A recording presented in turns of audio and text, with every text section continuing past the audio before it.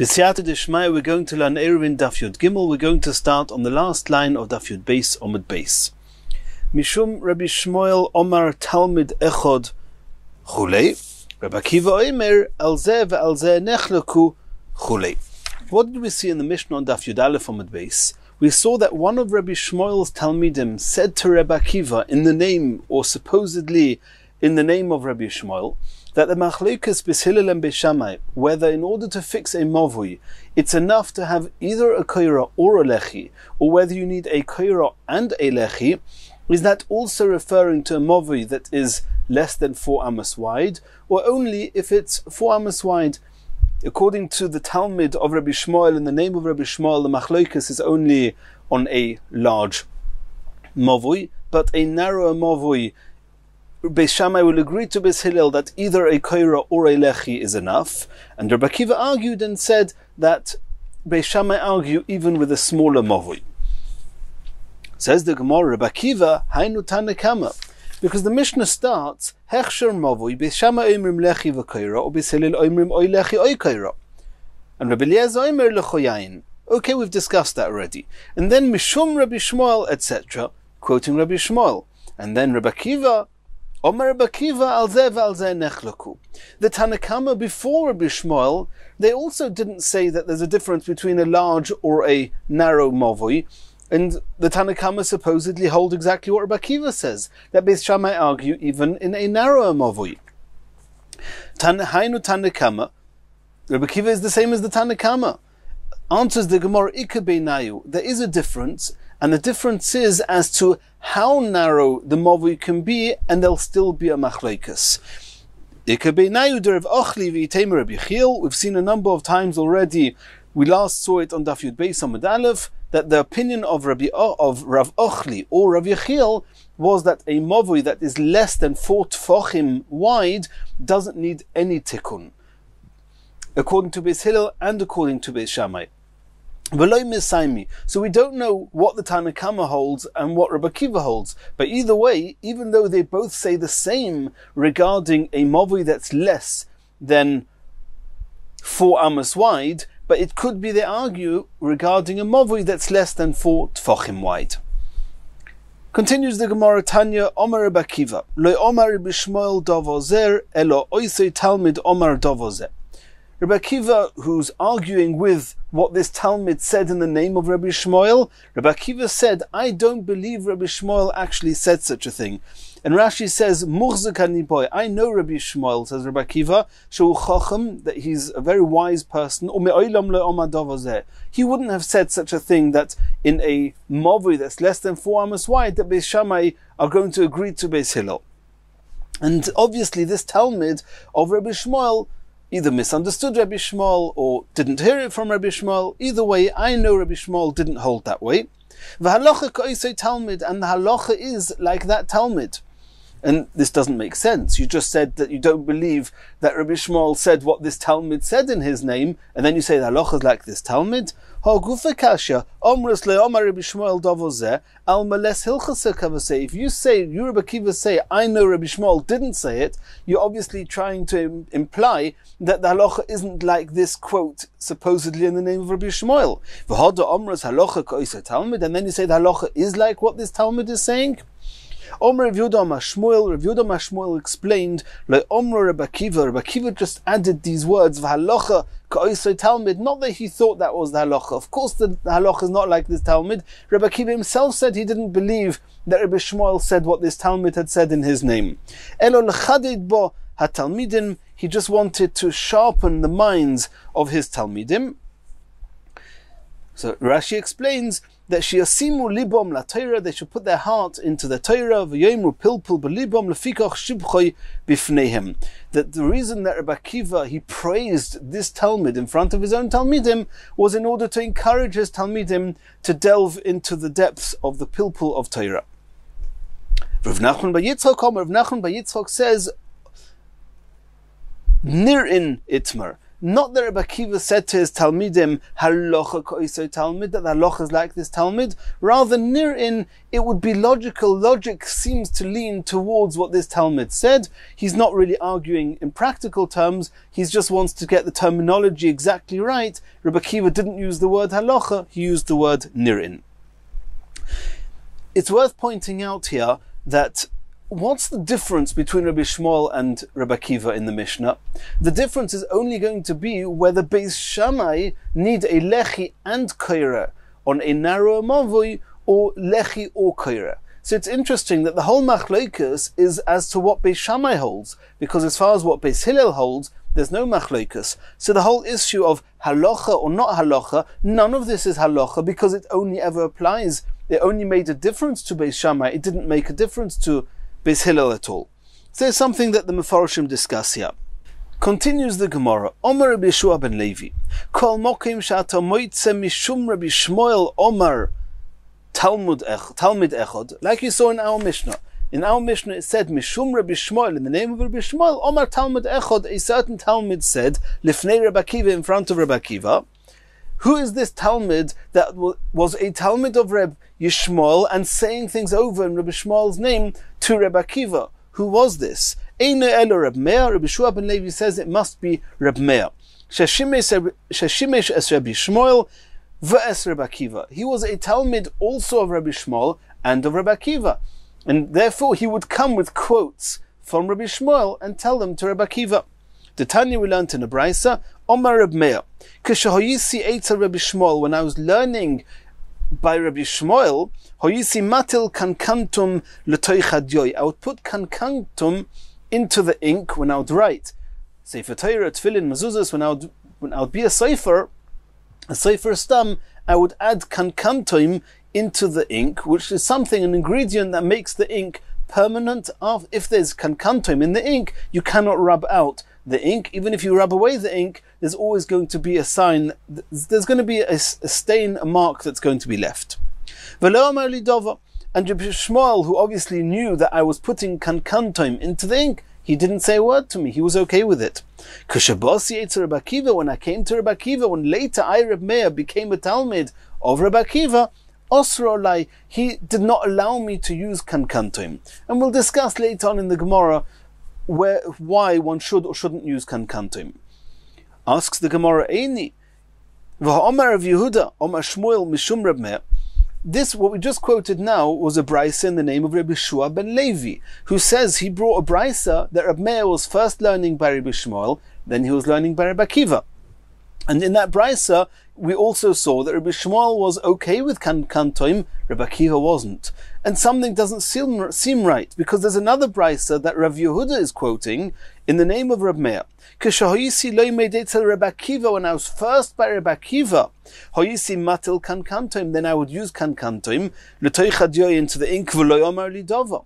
Rabbi Akiva didn't say a word. It seems that he was okay with it. Ukishabos yetzer Rabbi Shmuel, when I came to Rabbi Shmuel later to become a Talmud of Rabbi Shmuel, Omer li said to me, B'ni, my son, ma melachtecha, what's your work? What do you do?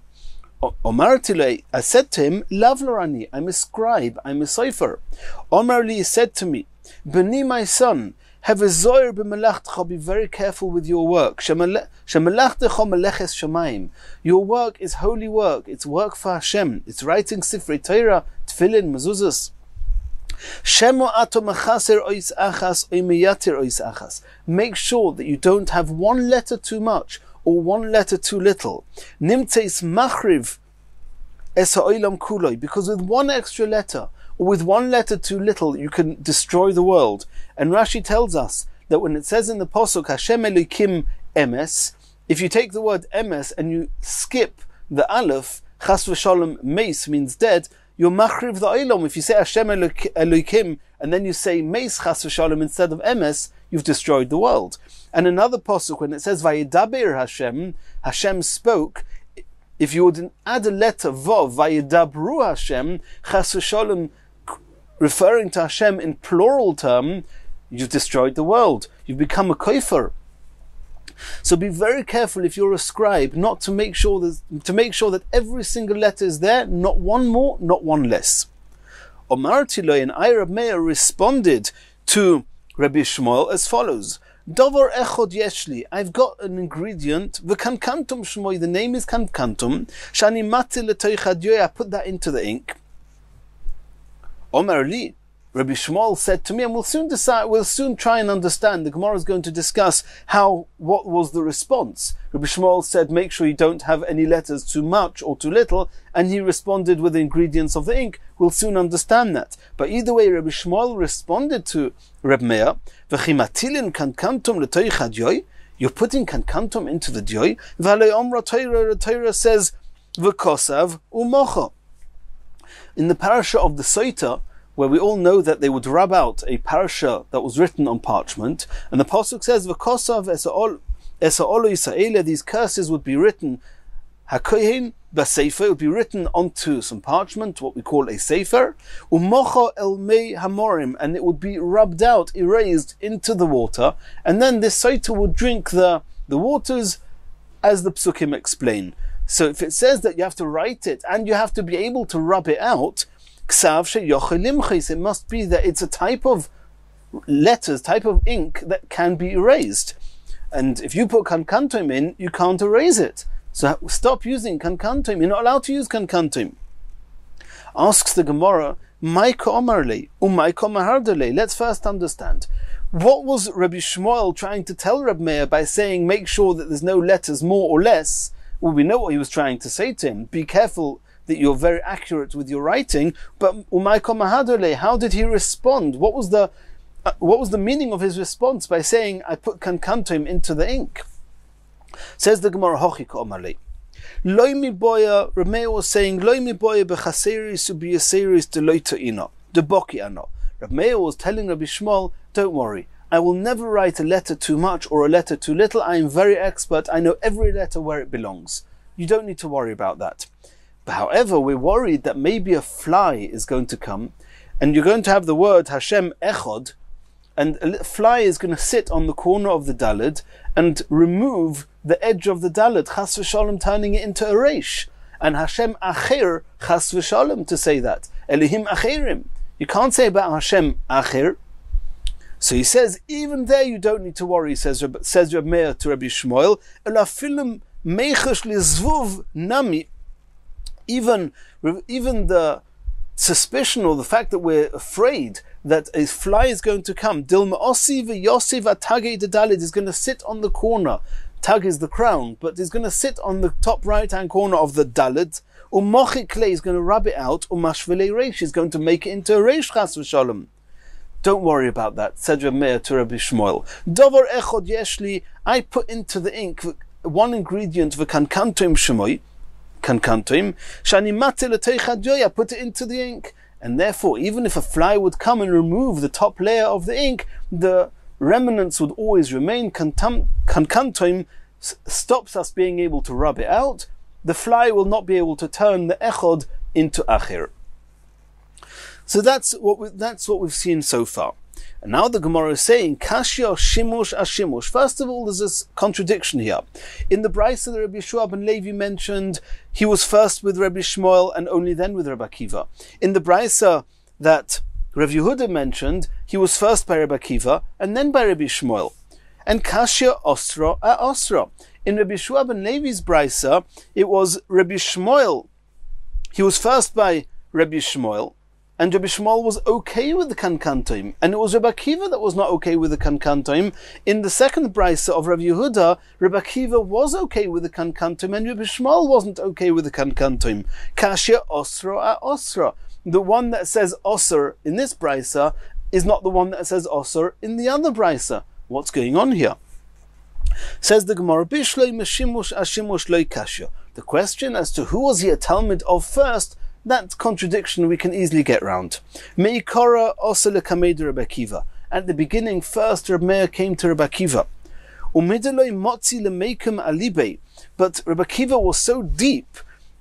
Rashi says Chorif Tuve was very, very sharp that at the beginning Rabbi Meir couldn't understand Rabbi Akiva. So he left Rabbi Akiva. Osela kamed Rabbi Shmuel. He went to Rabbi Shmuel v'gomar Gemara, and he learned all the Mishnayos that Rabbi Shmuel had received from his Rebbes. Rabbi Meir learned them all. V'hoda osela kamed Rabbi Akiva. And then he went back to Rabbi Akiva, and he was being, Rashi says, Shahoya chorif lefalpel uledaktik b'mashelomad leheshiv tshuvos u'mishnayos ze al ze uletaritz. Rabbi Akiva, he was stage 2. Once you have all the information, all the Mishnayos, you can understand what Rabbi Akiva is doing, asking questions, answering questions, and explaining in depth of those Mishnayos. Once you've been to Rabbi Shmuel, you can understand Rabbi Akiva. V'hada also l'kamed Rabbi Akiva, and afterwards he came back to Rabbi Akiva, and he understood what Rabbi Akiva was saying. So the order is okay. It's true that he was first with Rabbi Akiva and then with Rabbi Shmuel, and then he was first by Rabbi Shmuel and then with Rabbi Akiva. V'sovar svara, and by Rabbi Akiva he was learning the logic and the understandings of the Mishnayos he learned by Rabbi Shmuel. Ela osra osro kashya, the contradiction between the Brisas as to who is okay with kankantim and who isn't. On that question, kashya, we have to let that stand. The Gemara says we don't know the answer to that. Some Rishonim say that when the Gemara says kashya and doesn't say the word tiyuvta, it actually means that there is an answer and not such a complicated one, but the Gemara just didn't want to go into it for whatever reason and therefore left it with kashya. And the Mefarshim always try and explain when it says kashya what the answer could have been. But either way, the Gemara ends off with kashya. Now let's learn a little bit more when kankantoim could or couldn't, should or shouldn't be used. Tanya Rabbi Yehuda Omer, Rabbi Meir Hoyo Omer, L'chol matilin kankantoim l'toich hadyoy. Rabbi Meir held you're allowed to put kankantoim into the ink when you're writing Tanakh, Torah, Nevi'im, Ksuvim, Mezuzahs, Tfilin, Chutz mi Parsha Saita. When you're writing the Parsha that is the Parsha that gets rubbed out for the Saita, there, because you have to be able to erase it, as it says, V'kosav umocho, don't put kankantoim when writing that Parsha. And this is Rabbi Yehuda. Rabbi Yehuda seems to say that this applies in both types of scrolls that are used for the Saita. Either a scroll that was explicitly written for the Saita with that text in, or that Parsha in the Sefer Torah, in a regular Sefer Torah, where you're writing these psukim that get rubbed out for a Saita. When writing those psukim, don't use kankantim. That's both of those are included in Parashas Saita. Rabbi Yaakov Omer, Rabbi Yaakov argues with Rabbi Yehuda and says no. Mishmoi, also in the name of Rabbi Meir, Chutz mi Parashas Saita shebamikdash. Only the Parashas Saita that's been explicitly written for a Saita to be used in the Beis HaMikdash, to be rubbed out in the Beis HaMikdash for the Saita then to drink the water, that Megillah, that scroll, don't use kankantim. But when you're writing the Parasha in the Torah of Saita, there you can use kankantim. That's a machlokes Rabbi Yehuda and Rabbi Yaakov in the name of Rabbi Meir. My beinayu, what's their point of contention? What's the machlokes here? Omer Rabbi Yirmiyah, they actually seem to be arguing whether you're allowed to use the parasha of the Sefer Torah to be rubbed out for the Saita, or do you have to write a special scroll? And what would that depend on? V'hani tanoi, and these tanoim, Rabbi Yehuda and Rabbi Yaakov, in the name of Rabbi Meir, seem to be arguing, says Rabbi Yirmiyah, in the same machlokes as another set of tanoim. Kihani tanoi, the Tanya we learnt in another brisa. What happens if they wrote a scroll? The Kohanim wrote a scroll for a Saita called Rachel. And then they didn't use it for Rachel because Rachel owned up and therefore she didn't need to drink the water. Are you then allowed to use this scroll for another Saita, let's call her Leah? So the Tanna Kama says, you cannot use a scroll that was written for one woman to use it for another woman. What do we see from there? That the Saita, that the parasha has to be written lishma, especially with this woman in mind, and that's why I cannot use it for another woman. If so, we assume that you cannot use a regular Sefer Torah, because a regular Sefer Torah was not written. That parasha in the Sefer Torah wasn't written to be rubbed out for that particular woman. So when we saw that Rabbi Yaakov said that you're only not allowed to use kankantoim when writing a special Megillah, a special scroll for this woman, but when writing this parasha in the Sefer Torah, you are allowed to use kankantoim. That seems to be following the Tanna Kama here that says it has to be lishma, and therefore you don't rub out the Sefer Torah, so use kankantoim. Rabbi Achi bar Yoshia argues with the Tanna Kama and says, the scroll that was written for Rachel can be used for Leah. You don't need lishma. If you don't need lishma, then I could even rub out the scroll, this text that's written in a regular Sefer Torah. If so, when writing a regular Sefer Torah, don't use kankantoim, because at some point you may choose to rub them out for the Saita. That's what Rabbi Yirmiyah suggested. Omar of Papa, Rav Papa says, Dilma loihi. It doesn't have to be that the Tanna Kama and Rabbi Achi are arguing in the same machloikus as Rabbi Yehuda and Rabbi Yaakov. No, Dilma loihi. Maybe Adkan loika Omar Tanna Kama Hosam. It could be the Tanna Kama that say that a Megillah that was written for Rachel cannot be used for Leah. That's not because he holds it has to be lishma, and therefore you couldn't use a Sefer Torah. No, it could be over there, really you don't need lishma. If you write it for one particular woman, for the exclusion of any other woman, then you cannot use it for another woman. So if you wrote it for Rachel, you can't use it for Leah. But if you wrote it stam in a Sefer Torah, you could use it for either Rachel or for Leah. But that means the Tanna Kama doesn't need lishma. Not like we said before. But if you do it lishma, it's, so to speak, doing it almanos, on condition that it's not for somebody else, that's a problem. Let's see that inside. Adkan leikoma Tanna Kama hosam, over there, the Tanna Kama who say that you cannot use the scroll written for Rachel for Leah, elokiven de intik l'shem Rachel. When you wrote it for de intik l'shum Rachel, sulei hodra minatka l'shum Leah. When you wrote it for Rachel, it was designated for Rachel, then it was to the exclusion of Leah. You cannot use it for Leah. Aval gabet Torah, but a Sefer Torah, the stama michtav, it was written stam. It wasn't written for anybody, so it wasn't written to the exclusion of anyone. Hochanami de machkinon. So then it's kosher, and you can use it for anyone.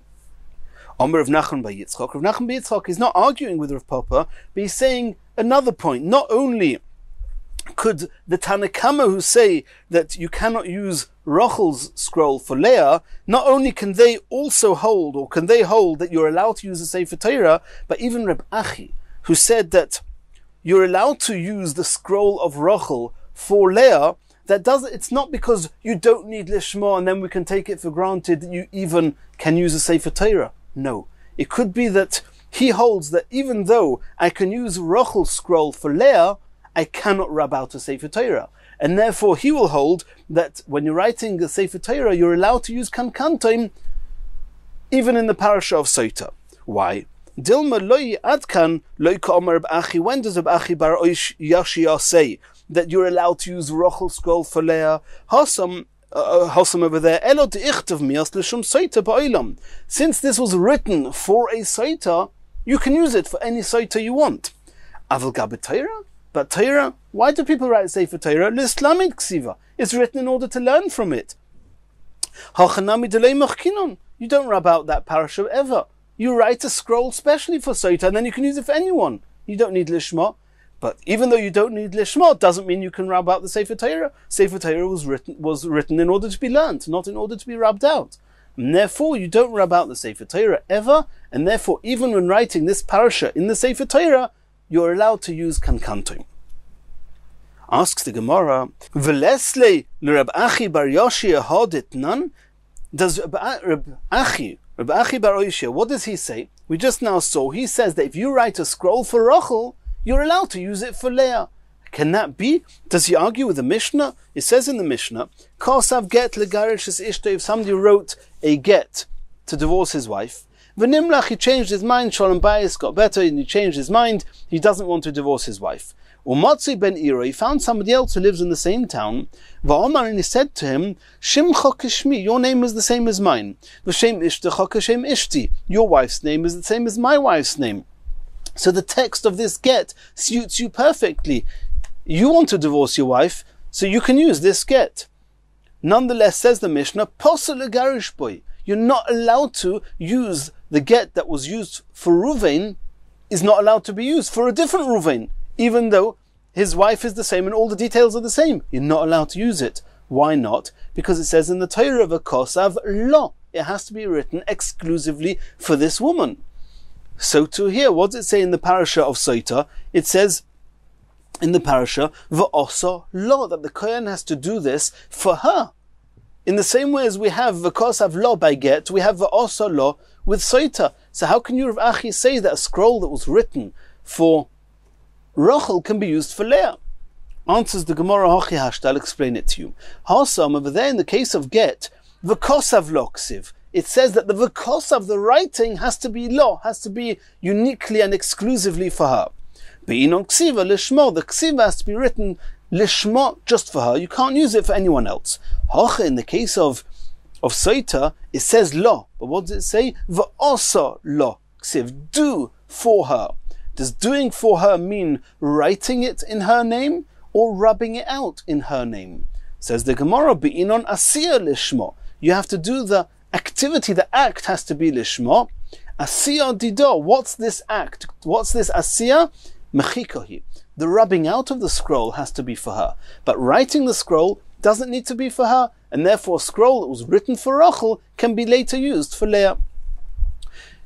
Continues the Gemara, and now the Gemara is digressing a little bit to understand a little bit who Reb Meir was. We spoke about Reb Meir, the Talmud of Rabbi Shmuel, Talmud of Rabbi Akiva. We're going to learn a little bit more about Reb Meir now. Omer Reb Acher bar Chanina, Golui v'yodua lifnei misha Omer v'hoya ha'olam. It's revealed and known to Hashem, the creator of the world, she'ein b'doirish el Reb Meir k'moisvei. There was no one as sharp as Reb Meir in his whole generation. Why do we not have a rule that the halacha should always be like Reb Meir, since he is the sharpest head in the generation?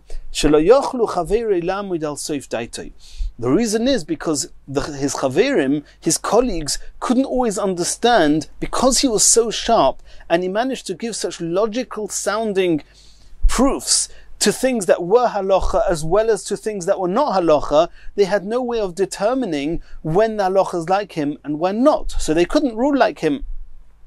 Reb Meir was used to saying al tomei tohir. He would say on something tomei, he would bring out the side of it that may be or could be tohir. He would bring a very sounding logic that is tohir, even though the halacha is tomei. Al tohir tomei, and the other way around as well. He would sometimes bring he would sometimes bring a very logical reasoning to say that something that's in actual fact tohir should be tomei. And since the chaverim couldn't determine when the halacha was like him, when not, so we couldn't rule like him. Continues the Gemara, Tana. Reb Meir Shemoy, the truth is Reb Meir, that wasn't his name. Reb Nahiroi Shemoy. His name was Reb Nahiroi. V'lama nikro Shemoy Reb Meir. Why did they call him Meir if his name was Reb Nahiroi? Shehoya Meir einei chachomim behalacha, because he would light up the eyes of the chachomim when discussing halachas.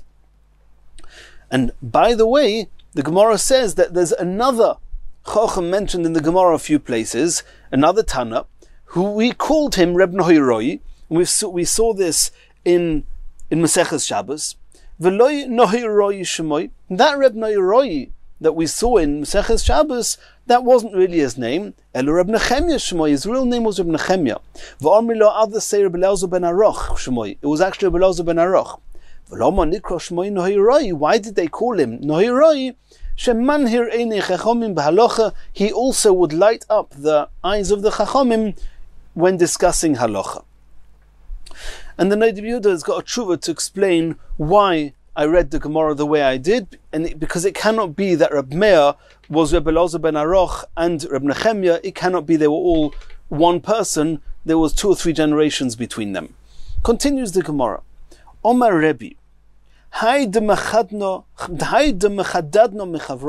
says the reason that I was sharper than my friends in Torah, because I had the privilege and the merit of seeing the back of Reb Meir.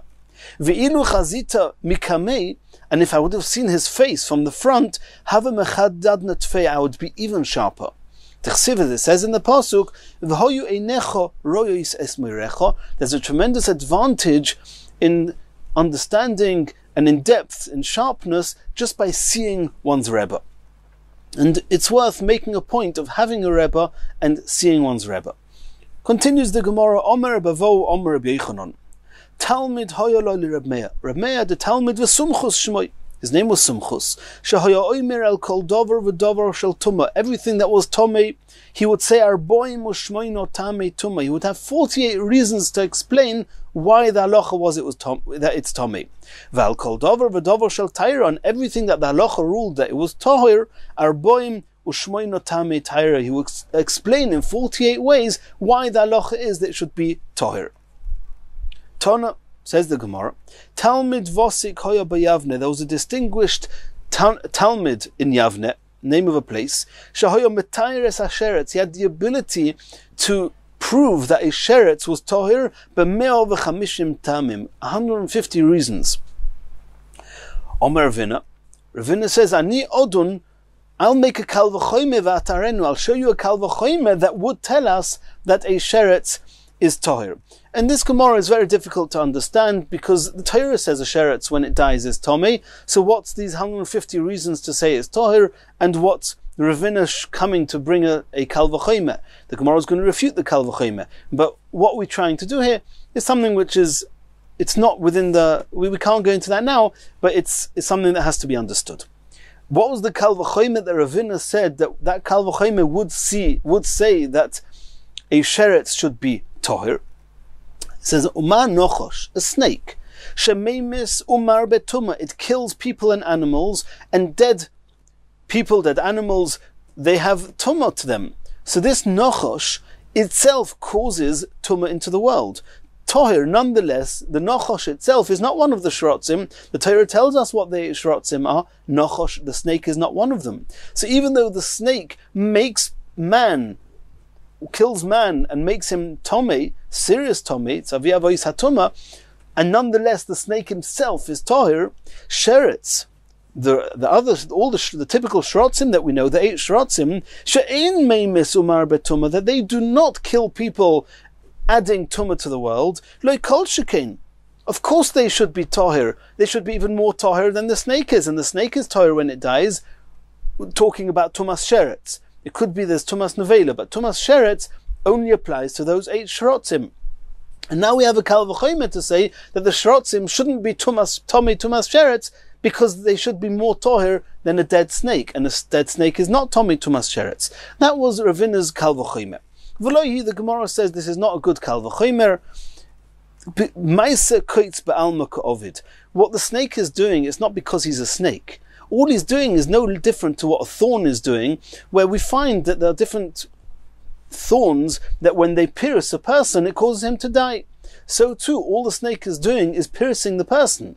But it's not the snake part of him that's killing the person, and therefore the snake itself there's no reason it should be more tohir than a sheretz. And therefore you don't have a kal v'choyme. Continues the Gemara. Omer Abba Omer Shmuel. For 3 years, the Beis Shammai, the yeshivas of Beis Shammai, the Talmidim of Shammai, the yeshivas of Beis Shammai, Beis Hillel, and the Talmidim of Hillel, they were arguing. They were arguing according to the rules that we have of how to rule halacha. There's one thing when learning. When you learn, there seems to be a side that should be tohir, a side that should be tomei, and everyone learns the way they learn. But when it comes to practical application of what one's learned, what the halacha is, there are rules. And they were arguing based on the rules that they knew, whether the halacha should be like Beis Hillel or like Beis Shammai. Yotza Baskoil v'Omra, Baskoil came out from heaven and said, Eilu v'Eilu divrei Elokim chayim hin. You're both right. Everything that you're saying is words of Torah, words of Hashem. Halacha you want to know? Halacha ke Beis Hillel. The halacha is like Beis Hillel. Why? Ask the Gemara, if both sides are the word of Hashem, if